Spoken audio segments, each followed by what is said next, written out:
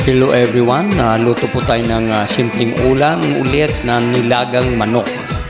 So ito po ay nilagang manok mga kaibigan, napakasimple, napakadali at mabilis iluto. 145 lamang po ang 1 kilo na mabibili dito sa ating mga paligid na mga department store.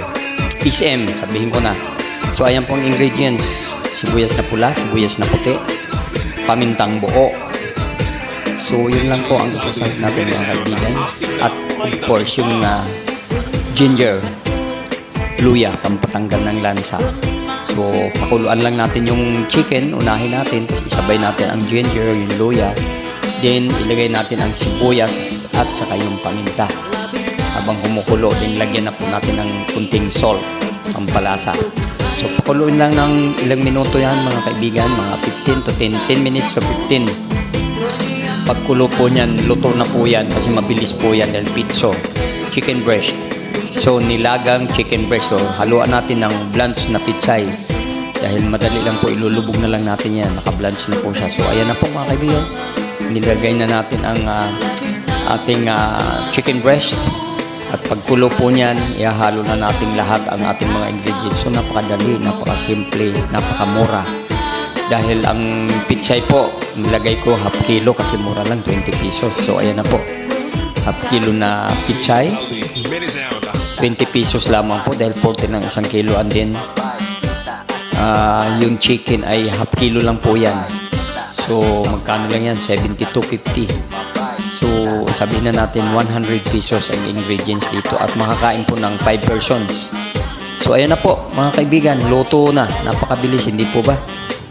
Ang dali lamang po iluto ng simpleng ulam. So ganun lang po mga kaibigan, sa panahon ngayon kailangan laging mga simpleng ulam, pero masustansya po yan, masarap ang sabaw, mura, matipid, madali iluto, hindi na kailangan pag-aralan, napakabilis. Ganun lang, ilalaga lang natin yung chicken breast and then ilalagay na natin mga ingredients pagkulo niya.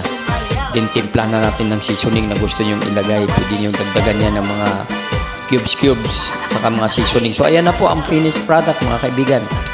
Kain na po tayo mga kaibigan, join me, tara. Masarap humigop ng sabaw, medyo malamig ang panahon kahit na summer, pero ngayon biglang lumamig ang panahon. Itong papatapos ang Marso, malapit na ang Holy Week. So higop-higop po, ayan po, masarap mga kaibigan. Pwede nyo sana lagyan din ng sili, ako hindi ko nalagyan para may anghang, pero simple lang, ganun lang po kasimple mga kaibigan. Okay, muli, thank you for watching. Please don't forget to subscribe, like, and share. At huwag niyo pong kalimutan na mag-comments kung nais niyo po. At doon sa mga nagko-comment, sa mga nagsusubscribe, marami pong salamat. Thank you for watching. And again, God bless. Hanggang sa muli, marami pa po tayong susunod na mga simpleng ulam at mga simpleng merienda dito mga kaibigan. Abangan niyo lamang po. Bye-bye and see you next vlog.